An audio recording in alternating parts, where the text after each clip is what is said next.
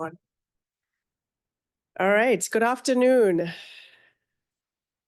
and welcome to today's panel titled From Forest to Farmlands, Navigating the Trade-Offs in Land Use for Renewable Energy. We have two very exciting speakers, guests from Boston, from the Harvard Forest, as well as University of California, Santa Barbara. I will introduce the speakers sequentially. My name is Tabu Lene. I'm the Managing Director of the Sustainable Agriculture Fund right here at the Kleinman Center. We're very excited to be sponsoring this particular panel. It's very timely, we feel, subject both for the energy transition as well as in the sustainable agriculture space.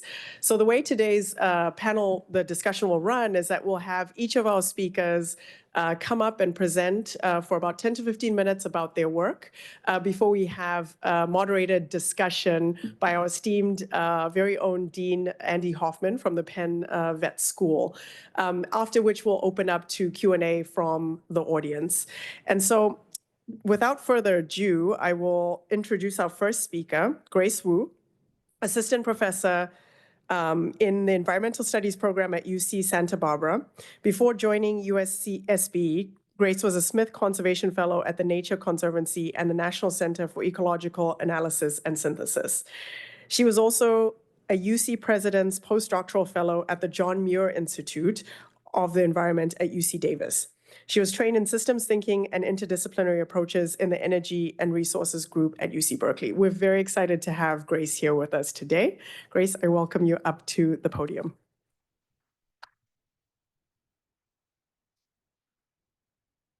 Wonderful to be here.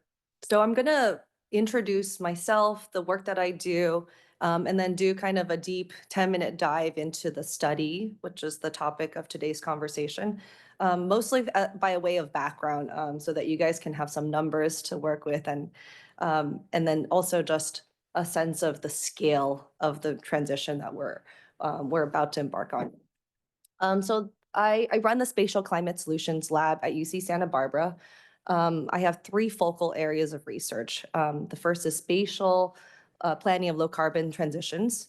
And with that, I've been working on multiple projects trying to plan for low carbon, low socioeconomic, and low environmental impact grids internationally in African contexts, in India, and also in the US. I've also been working on a project planning distribution networks for high electrification, and then working on spatial planning tools that enable us to do this through a multi-criteria planning of renewable energy. And with renewable energy siting, I mostly take an empirical approach, looking at factors that drive wind and solar siting outcomes, and then a new study looking at the social acceptance of solar in the US. And then finally, I also work in the ag and forestry space, and where that intersects with renewable energy siting in the form of agrivoltaics. I have a project in Washington State. And then recently completing a project looking at greenhouse gas impacts of climate smart and ag forestry practices and their land use impacts. Okay, so I'm going to talk about the Power of Place study. It is the last of which is a national scale. It is actually one of three studies that I did with the Nature Conservancy over the last 7 years. And we were trying to telescoping out from California, Western US, and nationally, and really asking this question of, can we achieve highly decarbonized electricity grids and energy systems without impacting negatively ecologically sensitive lands? And in the last study, we also looked at the social implications of doing so. And so kind of the punchline is that we can use land-sparing technologies to reduce land demand in scenarios that do achieve net zero targets in the US. And I want to definitely acknowledge my co-authors and collaborators in this work. There's a very long list at the Nature Conservancy, at Evolved Energy Research, Montana Mountain Energy, and University of San Francisco and UC Davis. So it's a very highly collaborative project that spanned nearly a decade of work and thinking on this topic. So I want to preface this with something that I've seen a lot in the news, which is that we're seeing siting as an emerging concern with renewable energy deployment. And I've used this term, it could be a bottleneck for deployment at scale in particular.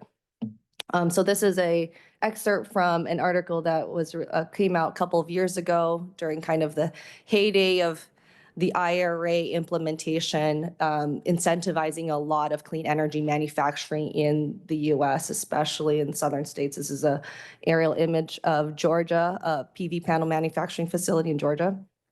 And they've highlighted that actually manufacturing may be outpacing the demand for panels. And that demand is mostly coming from large-scale utility developers, and they're unable to put those panels on the ground mostly because of infrastructure constraints, transformers, transmission lines, and importantly, land acquisition. So there's a lot of anecdotal mostly at this point, but we're seeing this in the news everywhere that siting and acquiring and leasing land is going to be one of the biggest hurdles. So we asked this question of what role could land-sparing technologies, and I'll talk more about what I mean by land-sparing technologies, play in reducing the land that we need to achieve complete net zero for the US by mid-century. And so we quantified and came up with different technology portfolios, and you'll see what I mean by portfolios. We quantified the amount of land that would be required for all electricity generation, what it would cost as ratepayers. And then finally, we quantified the habitat and land use, and in some cases, social impacts. So what do I mean by land-sparing technologies? The first is our study was one of the first to actually integrate agrivoltaics in representing their costs and productivity impacts in an energy model. So that was an exciting kind of new frontier we treaded into. And so we could actually highlight agrivoltaics as possibly scalable strategy. We also considered something called wind and solar co-location. Some would also call these hybrid projects. They are considered land sparing, at least from my perspective, because we are making use of all of the ancillary infrastructure that also require land. That's the service roads, the transmission lines, the substation. All of that can be repurposed for both types of technologies, and we maximize the utilization of the transmission capacity because typically wind and solar have complementary generation profiles. And so these are some example projects. Outside of the US is most certainly not a leader in this area. And then finally, we looked at the relative competitiveness of fixed tilt versus single axis. So top is fixed tilt and bottom is single axis. Fixed tilt uses less space. So in many places, it's either 20 to 40% less reduction in or increase in land use efficiency. And so there are certain places in the US where that might actually be more cost competitive and land sparing. So we took those three technologies, and we also came up with a environmental and social impact score to basically quantify the impact of placing one of those technologies or conventional wind and solar plant on any parcel of land in the US, in the contiguous US. And so without getting into the details, but they are available in the report and on the Power Place National website. If you're interested, we came up basically with kind of a scoring system for hypothetical projects in the US. And we did the same for social impact. So ours is one of the first studies to try to integrate these two possible barriers to development. And so we basically scored on using recreational value and considering working lands in the form of prime farmlands. And then we negatively scored, and positively, the positive impacts of developing in energy communities as defined by the IRA. Okay, so high-level results. What we find, so these are energy portfolios resulting from the model. And the x-axis shows 0 to 100 or 90% in terms of impact avoided. So on the leftmost bar, you'll see kind of the business as usual or siting as usual. And then as you go to the right, you'll see changes in the relative mix of each technology in response to how much land we protect that are considered sensitive or valuable for crop productivity or recreation. So one of the big takeaway here is that there's an overall decrease in wind as we protect more land from development, and there's an increase in solar and storage. So the role of these technologies, the relative contribution, really does change pretty dramatically in response to how much land we allow for these technologies. And then I'm going to show you two maps that contrast a high impact scenario versus a low impact scenario. So we created these build out maps. And so you can kind of see, I think these maps are really dramatic because you can really see the scale at which we need to develop renewables to achieve net zero. A lot of it is wind, visibly. And then you'll see in red tracking, and in yellow the fixed PV. And then you'll see some smatterings. I have the agrivoltaics, fixed tilt PV up in the Northeast, co-located wind and solar kind of throughout the Midwest and the South. And then if you compare that, so this is the siting as usual, BAU, no protections. This is the 70% impact avoided. So you can see that the geography, the energy landscape has really shifted. There's visibly less wind in the Midwest, a lot more solar in the Western US and in the South. And we see, cropping up of agrivoltaics. There's a threefold increase in agrivoltaics. So that becomes cost competitive when we start to experience more of a land squeeze. There's also an increase in fixed tilt PV. So again, the impact of that land starts to shift the calculus that these solar developers are doing when they're thinking about which technologies is going to be more cost effective. And then there's also a slight reduction in the amount of co-located wind and solar. And some of that is shifting also to the west. And that's partially because of the reduction in wind potential. And the last kind of result that I'll show is that we quantified using those build out maps how much of different types of natural lands could be impacted under a low impact scenario. And the big green circles show kind of the total land area of different types of intact landscapes, resilient and connected corridors, wetlands, forests, bat habitat, sage grouse, tortoise, whooping crane. So we looked at focal species and different types of habitats, and we find that under a siting as usual, which is that gray dot, there is in some places pretty significant impact, but we can pretty much shrink that to less than 2% in each of those categories. So we can still achieve those targets at fairly minimal environmental impact is pretty much what we were able to find consistently across all three of these studies, and now we're able to demonstrate this at the national scale. Oh, I'm sorry. Okay. The last thing I wanted to show actually, before we get into the summary, is that the scale is really enormous. So at the beginning I said we also quantified the total land use. So you'll see instead of the portfolio, this is the amount of land that's required in each of those portfolios.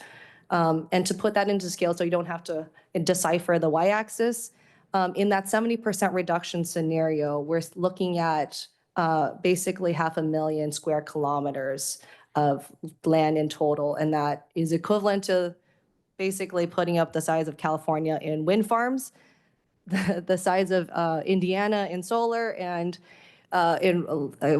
Maryland in transmission. And so we're talking about a very visible and wide change in the way that we're going to reconfigure our energy landscape. And that is under a fairly low impact scenario. So I don't demonstrate how that's going to look like under siting as usual, but irrespective, the scale is going to be enormous. Okay, I'm going to summarize what I just said kind of in numbers so that you can see kind of what I'm talking about in terms of overall benefits of using land-sparing technologies. So if we compare a 0 to 70% impact, we definitely see this reduction in wind and growth in solar. And breaking up the land-sparing potential in terms of total and direct. So total is including all that spacing between turbines. And I think total is important because it gives you a sense of the actual siting challenge at hand, right? Because wind has the visibility issues, the NIMBYism, and direct gives you the actual land use conversion and land cover conversion.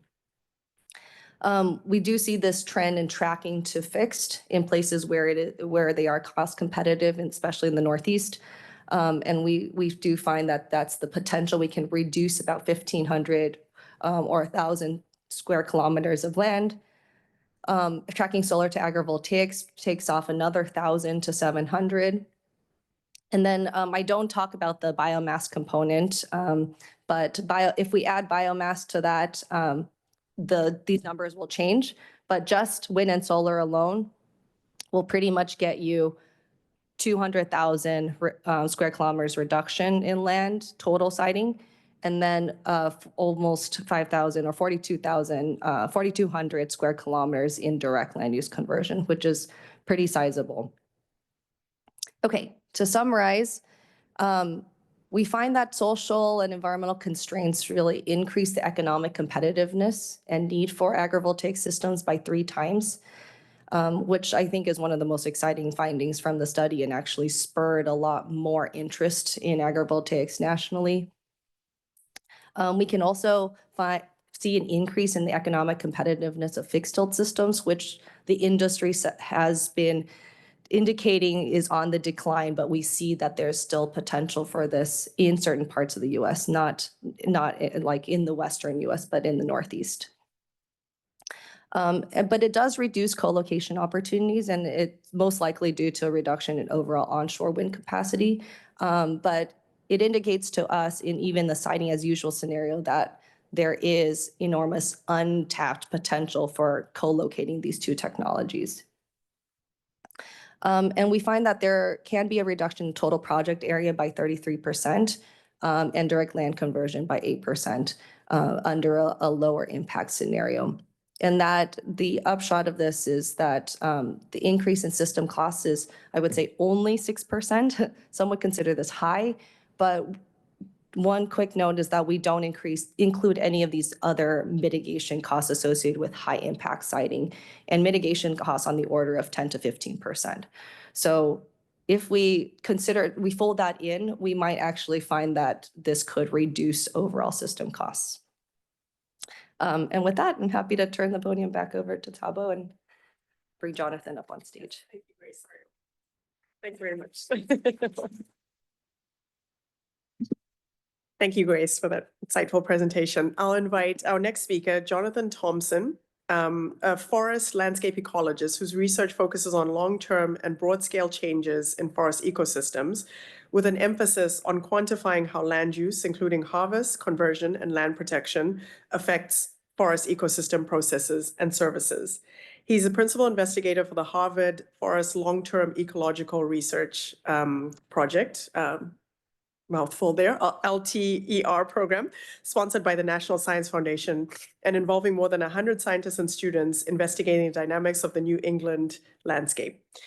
He also leads the New England Landscape Futures Project, which collaborates with diverse stakeholders from throughout the region to build and evaluate scenarios that show how land use choices and climate change could shape the landscape over the next 50 years. Thompson holds a PhD in forest ecology and an MS in forest policy from Oregon State University. Jonathan, we're very excited to have you.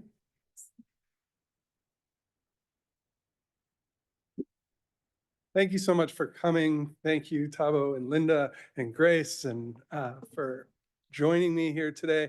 It's quite a privilege. Linda and Thabo suggested I could or could not have slides for my introduction. I opted against it and opted instead to just tell you a story that I hope does well by both introducing me and introducing the project and how I got involved in this. As you just heard, I'm not an energy scientist. I don't have nearly the expertise that Grace has in issues around the energy transformation. I got brought into this because in Massachusetts, new ground mount solar has become the leading cause of forest loss in the state. And it's happening in new ways and new patch sizes and new locations than we were used to with forest loss, which was basically Boston sprawling ever westward. And it sort of shook up those of us who think about forests for a living, where now we were wrestling with this new driver.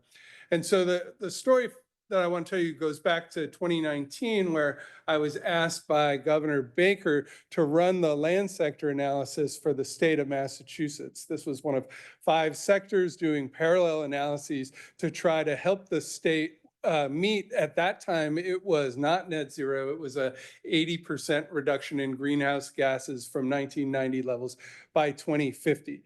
And each one of our sectors, energy sector, transportation sector, land sector, housing sector, I don't know if I got them all, but there were 5 sectors. We were the land sector, and about halfway through that year of analysis, Governor Baker upped the ante in a really impressive way, putting Massachusetts out first, arguably as the most progressive climate laws, saying legislatively mandated net zero by 2050. And so that made the work even more important. It was exciting. He did add this one clause, though, that said, you know, that the land sector was actually the net in the net zero policy. They said that, we're going to get up to 15% of our reductions through carbon removals, however you get those carbon removals from the atmosphere. But as we all know, at current, trees are really the best technology we have for removing carbon from the atmosphere. And so he set this standard at 15%. I wish that he had asked me or somebody whether 15% was possible. It's not. But now the state is legislatively mandated to reach net zero and really expecting that it's going to use the forest to make it so that they just need to remove just 85% of their emissions, which is a big task. And so the role of the forest, bringing the net in, became much more important. But we went through our whole analysis. It was like December 30th, because it was due at the first of the year, that we finally presented our results, and all the other sectors presented their results. And we came out with, well, maybe if we do everything right, as far as progressive land use planning and really promoting forest conservation, that we could get maybe 12% of 1990 emissions in forest sequestration in the year 2050, using all these simulation models that we developed for this project. Except at that same time, Evolved Energy, who Grace just mentioned and she worked with closely, they were doing the energy analysis and we weren't talking. And that may be my fault, that may be their fault, it may be the state's fault. But in any case, we weren't talking. And they had in theirs to meet the 27 gigawatt of solar that they needed to decarbonize the electric infrastructure. They wanted 120,000 acres of forest to be converted into solar panels. And those of us in the land sector were like, it would have been really nice to know that when we were developing this. That works out to, you know, average town in Massachusetts is about 2,500 square, or sorry, 25,000. So it's like 4 towns totally covered in solar panels to make this work. And so that really sort of blew up our analysis, but there was no time left. Fortunately, the folks at Evolved are great, and they were equally surprised that we weren't working together. And Massachusetts Audubon stepped up and said, why don't we do the analysis you should have done for the estate? And so they brought the Harvard Forest and Evolved Energy and Grace and an expert panel full of folks to come in and do an analysis that we eventually called Growing Solar Protecting Nature, where for the state of Massachusetts, parcel by parcel, we analyzed multiple scenarios, not too dissimilar to what Grace just presented, but drilled down quite specifically. We looked at every single rooftop and every parcel in the state, and we said, can we get this 27 gigawatts without losing 130,000 acres of forest? And the bottom line to that was, yes, we found ways to do that at minimal cost, and we produced a few scenarios. And I encourage you all to look at that study online. I think that is the study that led the Kleinman Center to invite me to work here today. Since going into this, I've been invited by New York State and Maine to look at their climate futures. Those are both heavily forested states, and we're finding ways to do land sparing and some land sharing technologies as well to meet these electrification goals. I think the piece that I really bring to this is what are the ecological consequences of these build outs. There's still much we don't know. We know that when you cut down the trees and build a solar farm, that has that direct impact on those acres affected. What we're learning now as we have more graduate students working in the field is that the effects of these are more widespread. The solar panels themselves act as little urban heat islands that affect the microclimate into the adjacent forest. The impacts on the on the soil biota and the soil carbon is largely unknown, and we're just working out those now. And so that's the type of things I'd like to talk to you about today and be in conversation with Grace and others. So that's all I got. Thank you.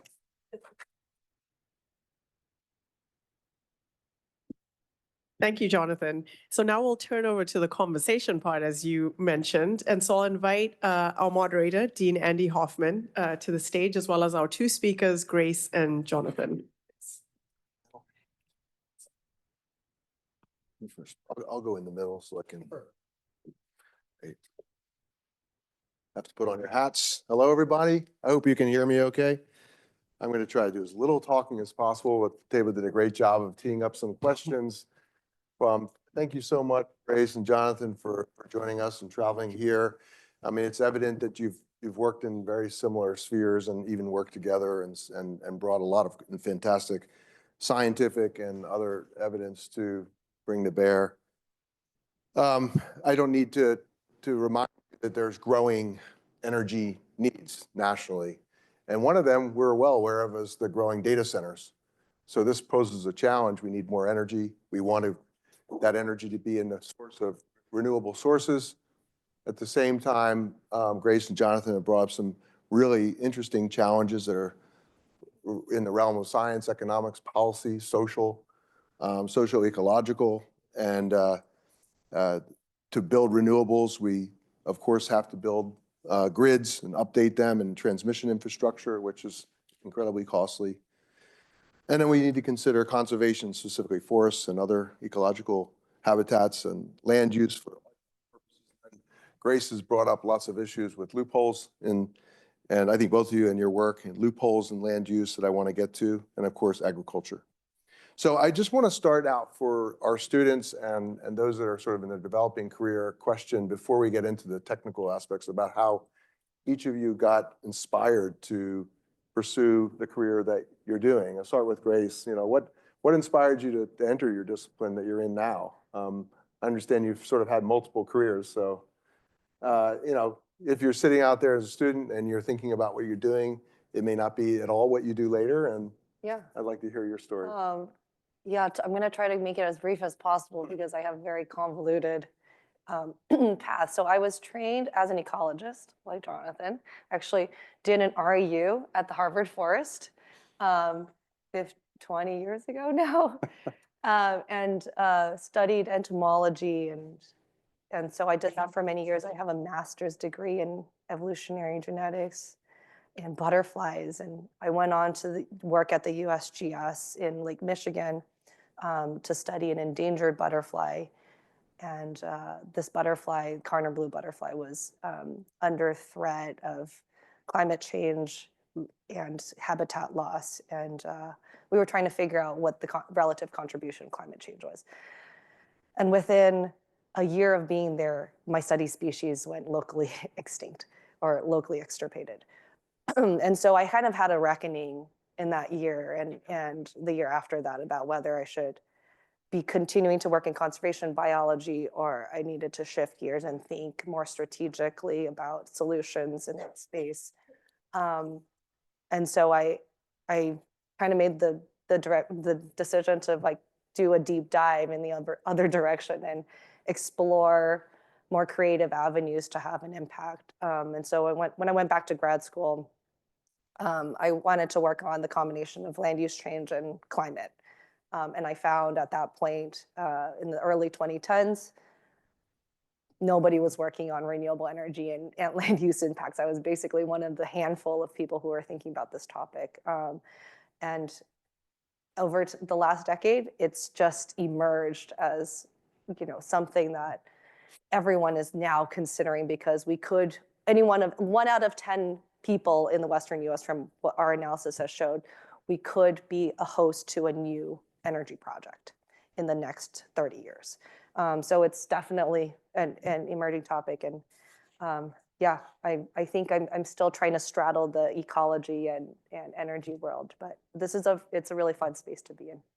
A fantastic story. I'm glad I asked the question. And how about you, Jonathan? What inspired you to go in the direction that you did and where you are now?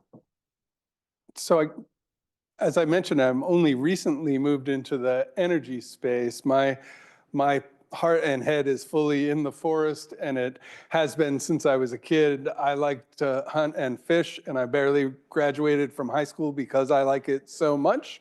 Then I learned, I hiked the Appalachian Trail from Georgia to Maine when I was 18, and I met some kids going to college for ornithology or bird ecology or something, and I was like, holy cow, you can go to school for this? You know, I had just never been exposed to anybody, and I sort of turned my act around. I started out thinking I would be a forester. That was my undergraduate degree.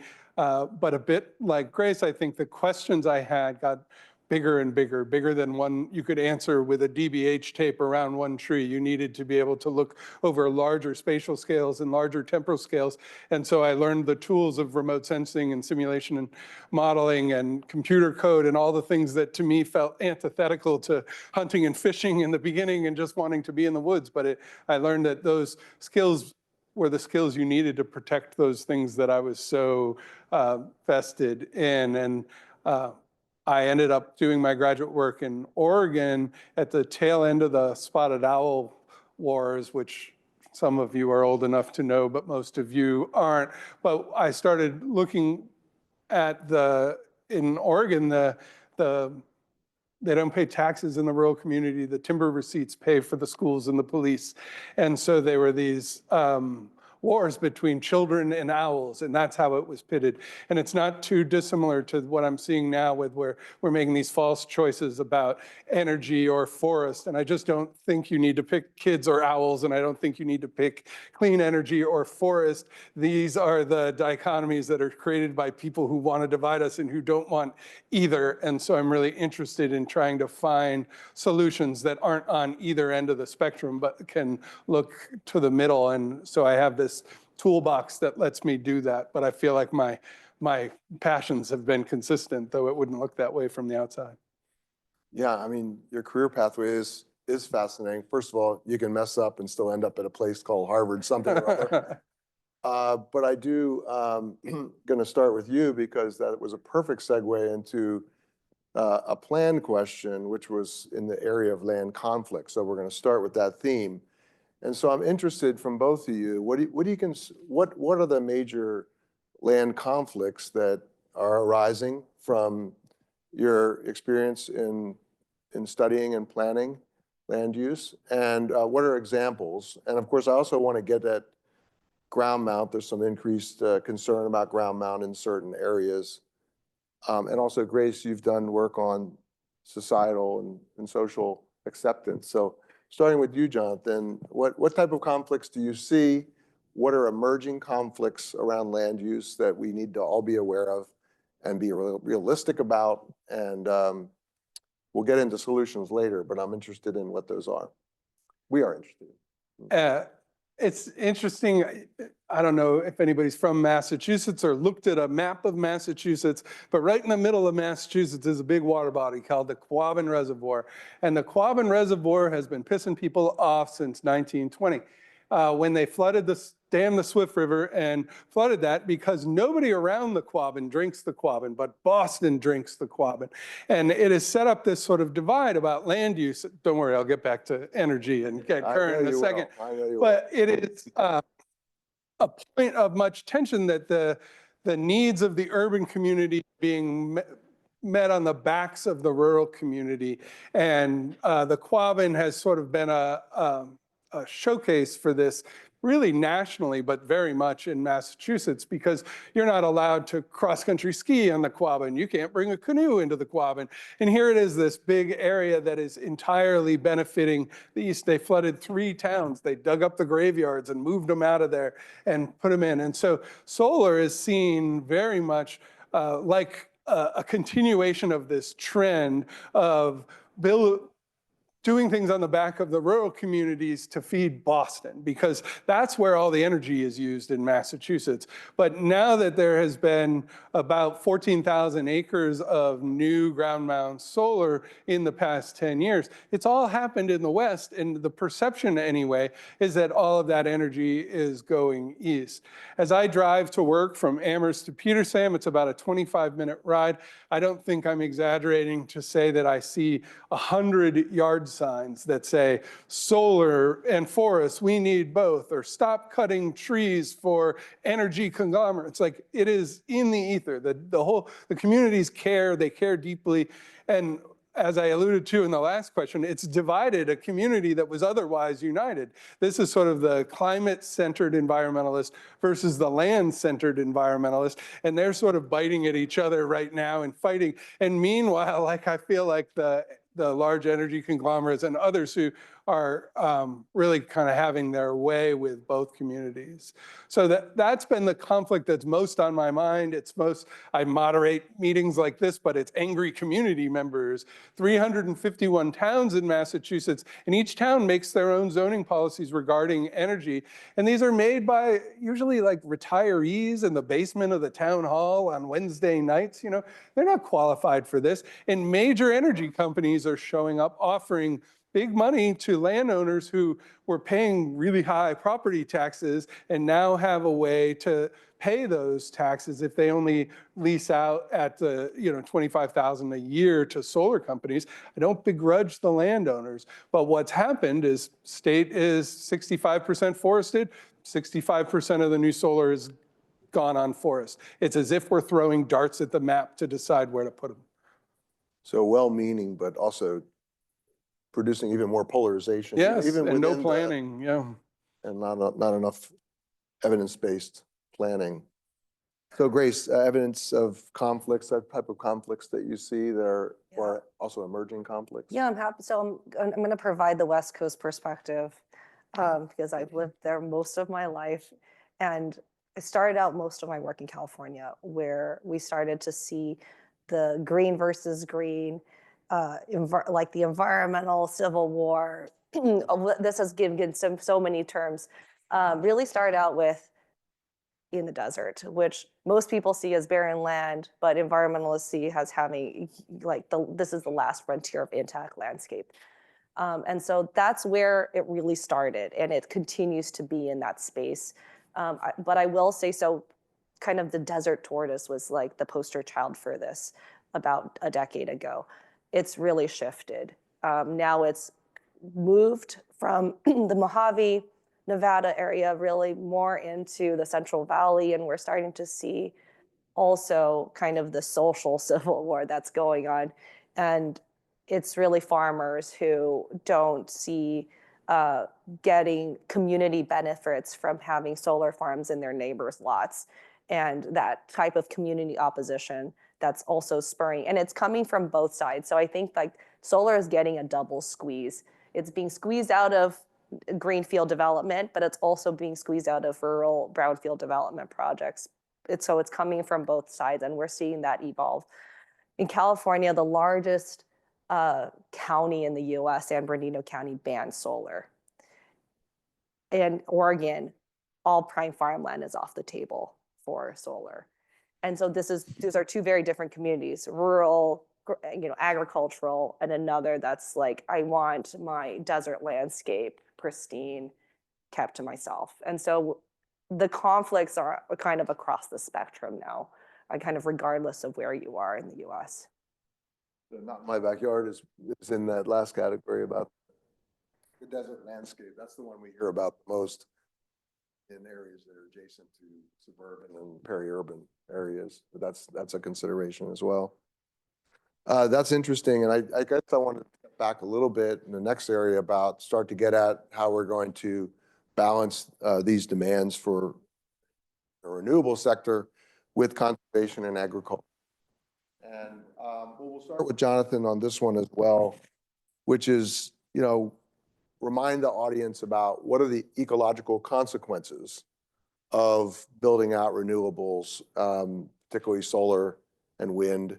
Your focus is on forests, and then I want to ask Grace the same question, because we step back from it. We're all, most of us in this room are probably interested in seeing more renewables, but we don't often think about what the ecological consequences are of those projects. So if you could just summarize for us what the big issues are, ecological consequences to land use. Right, and I'll start by saying, like, I want the renewable transition as much as anybody. I find myself in the role of speaking of the impacts of ground solar. I think that's simply because they're doing it in ways that have the maximal impact, it seems. It doesn't need to be that way. So what I'll talk about is sort of the worst case, and then we can acknowledge that we're here to talk about ways to improve on that worst case. But what we're seeing now is the siting of solar is driven by cost. And so that's where the land is cheapest and where you're closest to an interconnect. The interconnect, just where you can plug that into the grid, right? And the number I always hear is it's $1 million a mile to connect to the interconnect. And there is very limited space to get into a substation. And so the best predictor of where new solar will happen in Massachusetts, and I bet more broadly than that, but my analysis is Massachusetts, is distance interconnect. And the second best predictor is the cost of the land. Cheap land close to an interconnect is almost surely going to be sought after by energy companies. Where that happens to be is in rural forested areas in New England. And so that's where we've seen a lot of the new solar happening. This means you're fragmenting intact forest, and you're often having to build new roads in to get there. So one often debated number in these analyses is what's the land area associated with 1 megawatt of solar. If all the panels were perfectly next to each other at current technology, it'd be about 4 acres per megawatt in a perfect sense. But when we looked at all of these, we see that it's more like 8.5 because it's not perfect. It's not flat. You need to build a road. There's shadows from the trees. There's all these reasons that number almost doubles. And now, so let's say it's more like 8. And what we see is that the microclimatic effects of the solar panel move about 100 meters into the forest around the edges, right? Now, it's hard to scale that because it depends on how much edge you have, but a highly sort of fractalized one would have more edge than a compact one. But so what are the ecological impacts? You have the forest loss, you have the fragmentation, which affects connectivity across the forest. You've changed the micrometeorological environment, which controls cycling of carbon and nitrogen and matter throughout the forest. A big question that we're working on, so in Massachusetts and Northeast generally, in a forest, about half of the carbon is above and half of the carbon is below ground. Most assumptions about the effects on carbon, and remember, that's why we're doing this, right? We're trying to keep carbon out of the atmosphere. That's why we're putting up solar panels, so we burn less fossil fuels. So we'd like to minimize the effects on carbon in the woods. It's always just been assumed that it'd be sort of stable and it would just stay there. But But at the Harvard Forest for 30 years, we've been running an experiment of what happens when you heat up the soil. We have resistance cables, and we've shown that that increases microbial activity and in turn respiration and carbon. And so what we're seeing under the panels is, they're big, dark colored things. And so they absorb, and much of that energy goes into making electricity, but a lot of it's lost in latent heat. And a lot of that goes into the soil. So we're seeing a similar microbial increase. And so we think we're going to lose most of the soil carbon as well, which means we've just doubled the carbon impact, at first in the trees and then more slowly in the soil. There's also can be issues with erosion, but those seem pretty easily mitigated. Stories in the beginning when they put them on steep slopes and everything. But yeah, so that's most of the impacts we see from. Yeah. Grace, I don't know if you want to add something about ecological impacts or maybe add on or convert the conversation to how agrivoltaics might spare us of some of those ecological impacts. Is it a native solution to reduce that impact? Just maybe like not so much the ecological impacts, because I think Jonathan really summarized it well. It's wherever there's land conversion, there's going to be a removal of most of that above ground biomass, not to mention anything below ground that could also be emitted. What we're seeing is like the traditional practices in the Western US where we have large, like potentially hundreds of megawatt projects. They basically grade. They do the site prep is complete grading. So they remove not just the biomass, but dirt.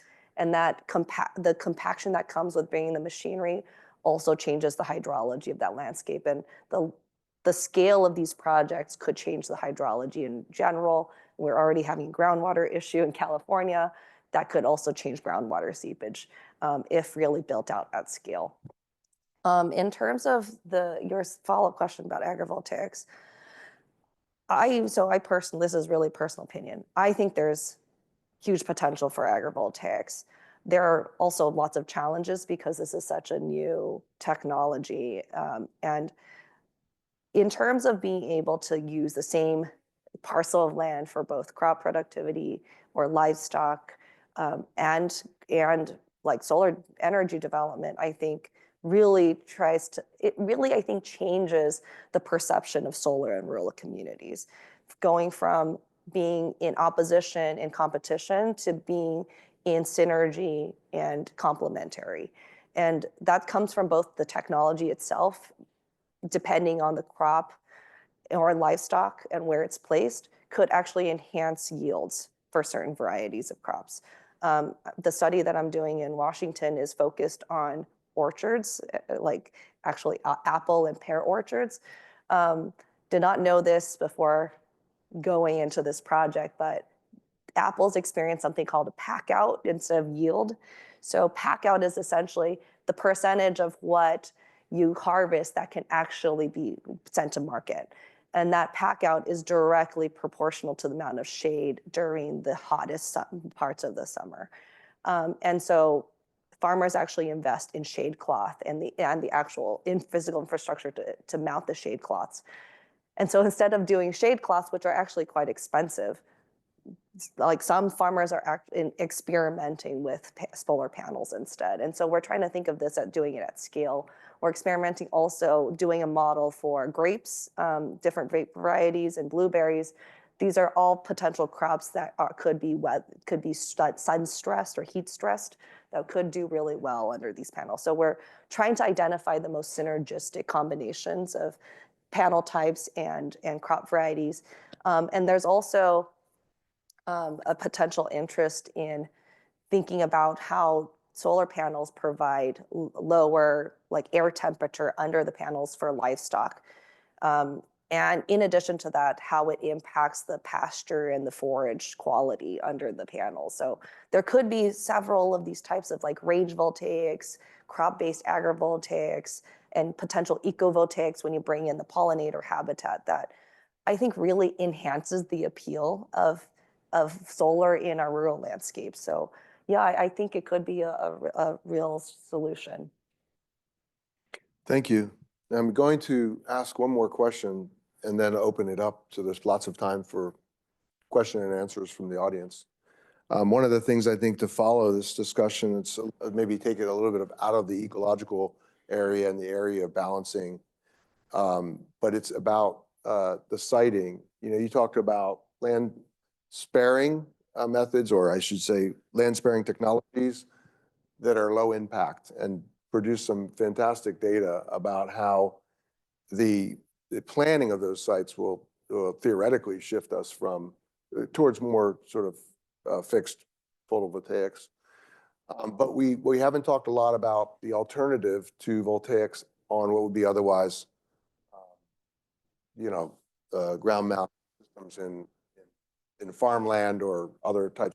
So I just wanted to get at the alternatives, meaning that we go towards sightings in brownfields, in sightings in landfills, and sightings on rooftop. Like, we haven't really talked about necessarily completely sparing these conservation sensitive areas and shifting the conversation towards the areas which are at low conservation risk.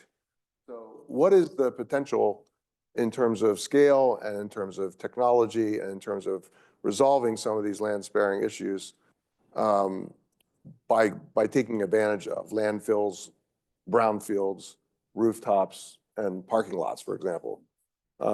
Where's the conversation going on that? Is it an insufficient scale to make a big difference? We'll start with Grace, to make a big difference in our renewable strategy for the nation or for the states? Or is there a real viable option there that make a big difference?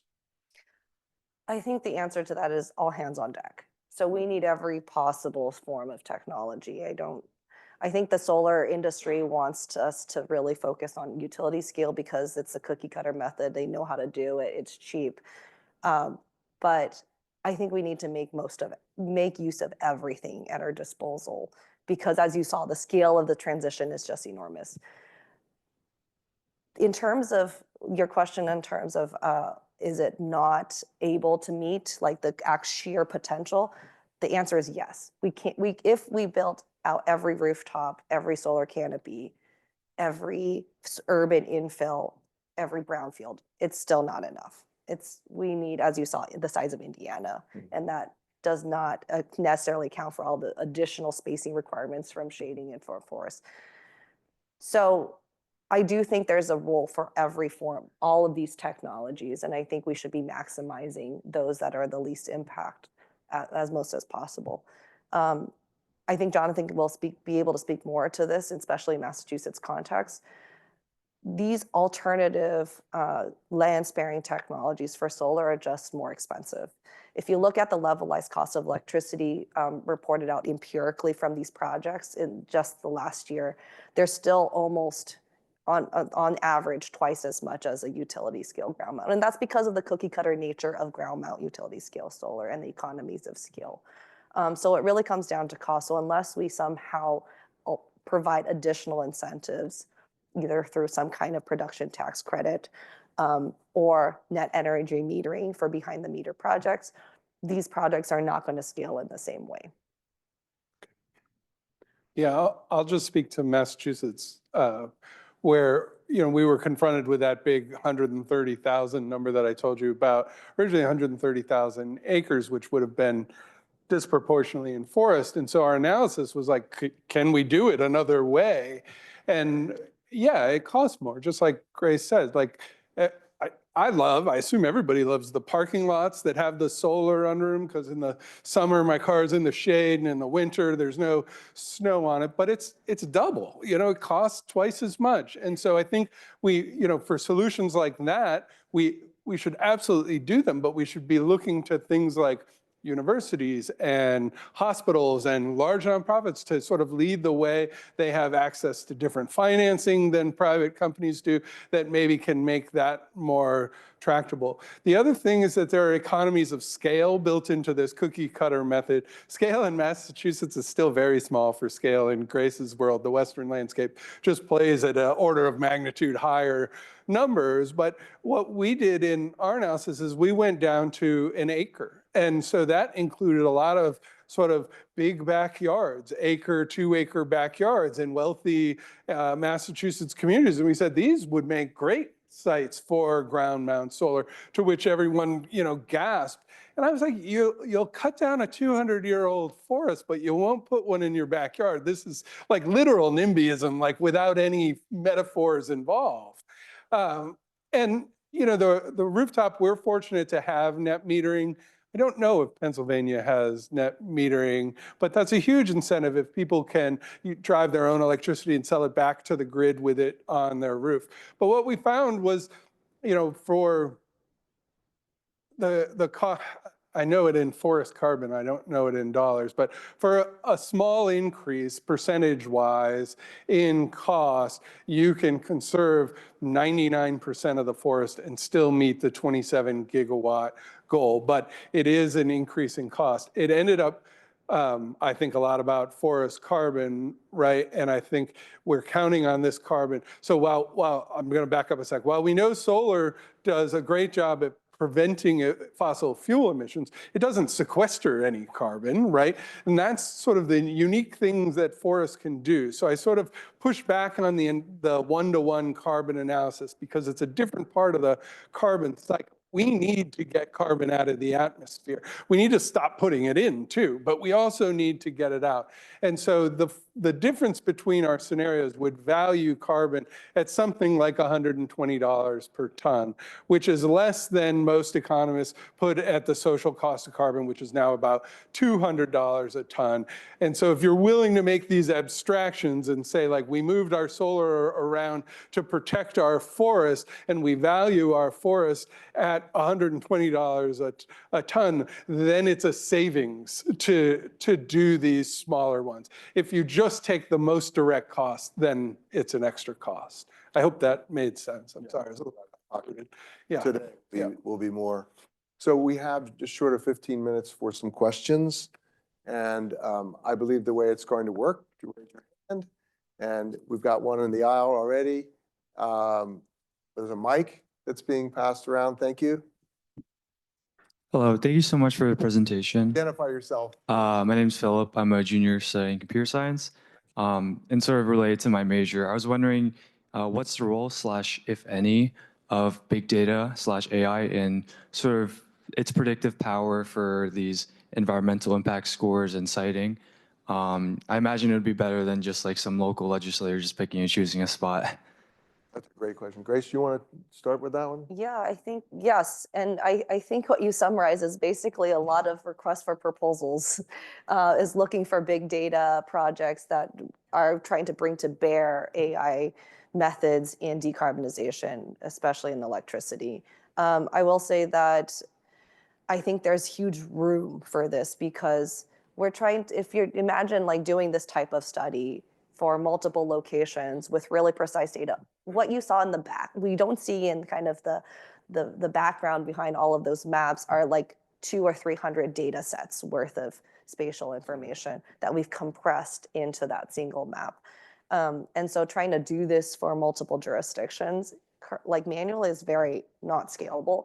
And I would say like also in terms of where these projects, so we don't have answers to a lot of questions like are projects, solar projects in particular, going on marginal farmland or productive farmland? We really need to be doing like a ton of remote sensing to be able to do that and look at how it's varied across regions. But to be able to get at that question is really important because we're anticipating 50% of all solar development occurring on farmland. And it's going to make a big difference whether that's productive or marginal because that's going to cause indirect land use change. And so I think using tools that could really scale that analysis up could really help provide insights into the direction the industry is going in. Do you want to? Just very quickly, one, and with no disrespect to your field, there's also the problem that these data are, causing demand for electricity to soar, and the data centers are tough in that respect. The need that I see in the AI is load management, particularly as more batteries come online and ways to effectively move electricity in and out of batteries that are being charged with the renewables. And that scales everything from washing machines that turn on when the electricity is most abundant to big, isoscale grid, how we're moving electrons around at continental scales. So those are two areas I see a big opportunity to use this technology in. One in the back first, and then number 2 in the blue sweater. Just let us know who you are. Hi, Nick Pevsner I know at who you the are. School of Design. Hi. So I think this is a question for Grace that gets more into the social acceptance side of some of the work, and maybe also into some of these more innovative kinds of projects that are coming through in this conversation. So maybe even to the examples Jonathan's mentioning that go beyond the kind of big turnkey utility scale, kind of no differentiation type projects. But as you mentioned, there's a big difference between direct impact and visual impact. And it seems that even this distinction, though, treats all visual impact as negative, which kind of makes sense from a NIMBY attitude where you just don't want to see the project at all. But for those who are not inherently NIMBY, are there further categories or classifications that might start to distinguish indirect impacts or even maybe directly affected land that can start to measure social acceptance? So I'm thinking of things like the contribution of landscape buffers on projects, visibility from near versus far distances,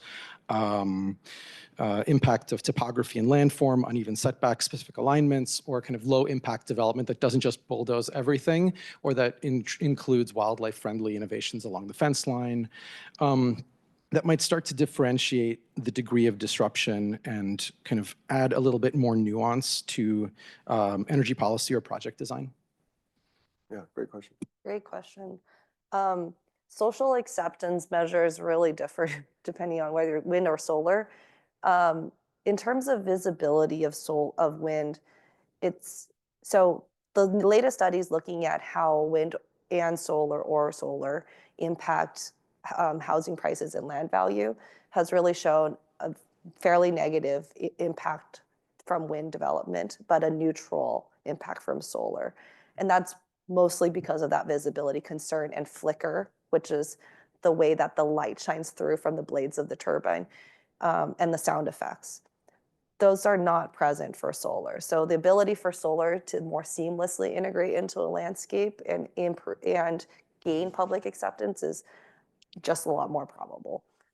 And permeable fencing, like more pollinator habitat, all of that would increase. So in terms of social acceptance, I also want to mention that at least the academic community is moving away from the use of NIMBYism. Social scientists, I am not one of them. I just work with them. And I've been told to not use the word NIMBYism.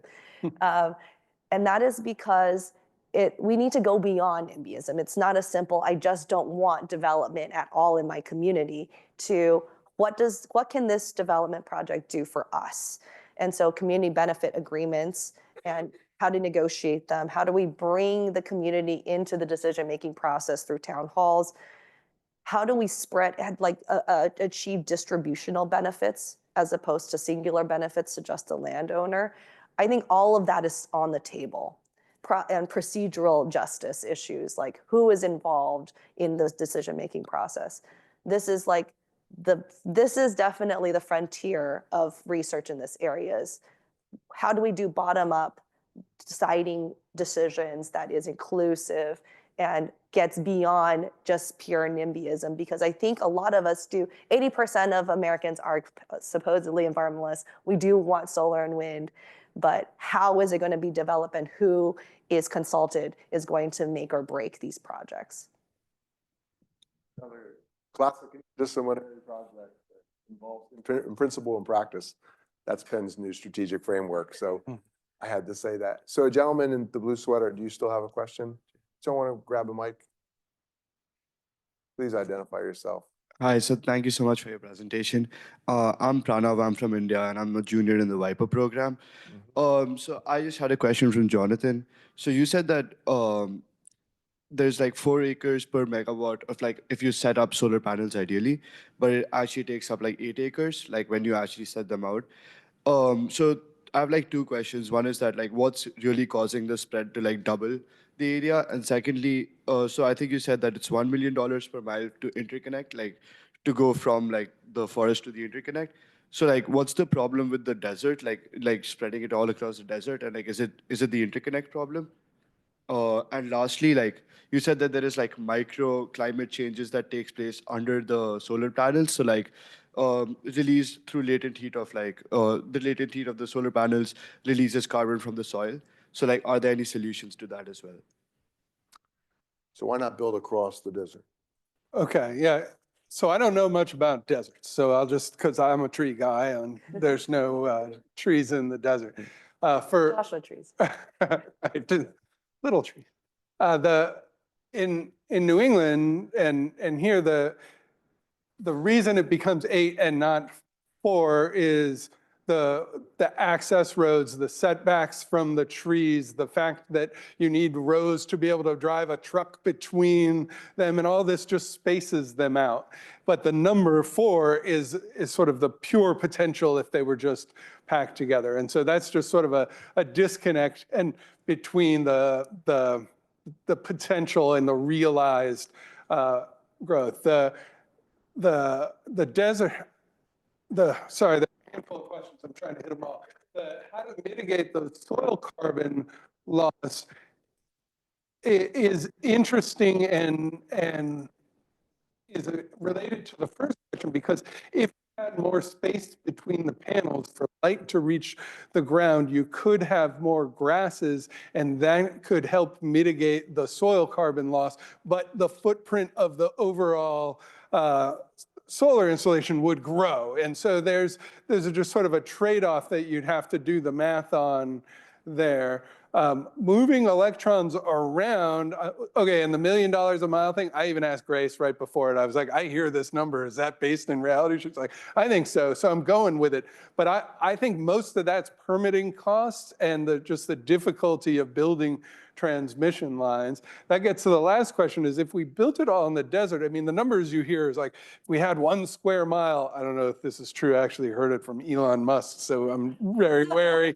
But 1 square mile of solar could power the US. I don't know if that's true, but some area in the desert could do it. But you'd have to move those electrons all over the country, and you have to get the voltage up really high to move it, and it's just not practical and gets more and more expensive to move electricity over longer and longer distances. And so we found quite the opposite, that we wanted to distribute the solar over, many rooftops, many parking lots, many backyards, every landfill, every road median.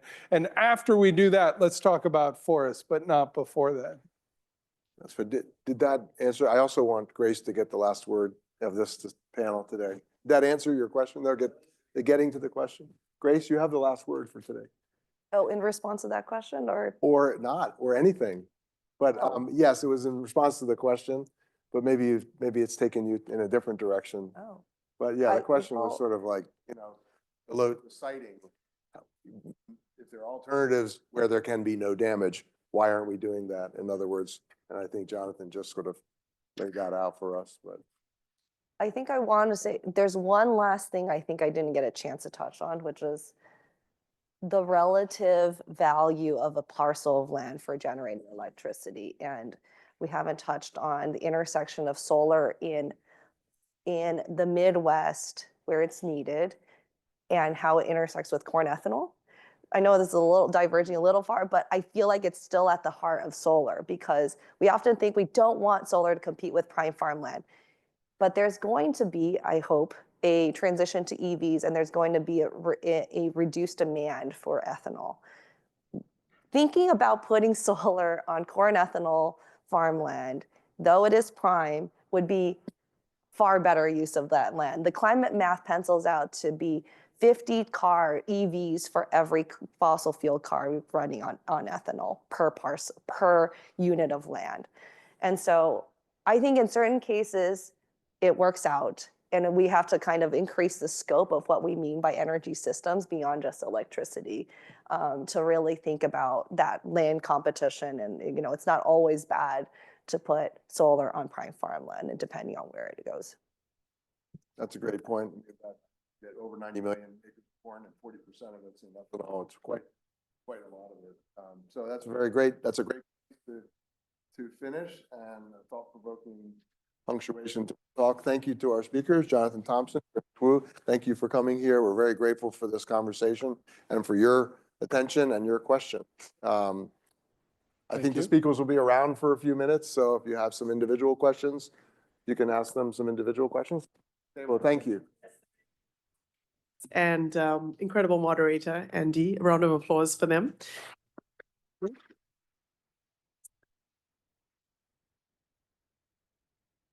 And as Andy mentioned, if you weren't able to get your question in, our speakers will be around for a little while, so please feel free to approach them to share your question. I will just put in one plug that this is part of an event that sits within Energy Week, and there are a lot of events going on around campus, including one at the museum today at School of Engineering. I encourage you to go to those. And one later on today at 5 p.m., Careers in the Energy Sector and Energy Week alumni panel. So hopefully we'll see you guys back here at 5 p.m., but thank you for joining us today. Oh, and there is lunch outside, so please feel free to grab one on your way out. Thank you. Thank you.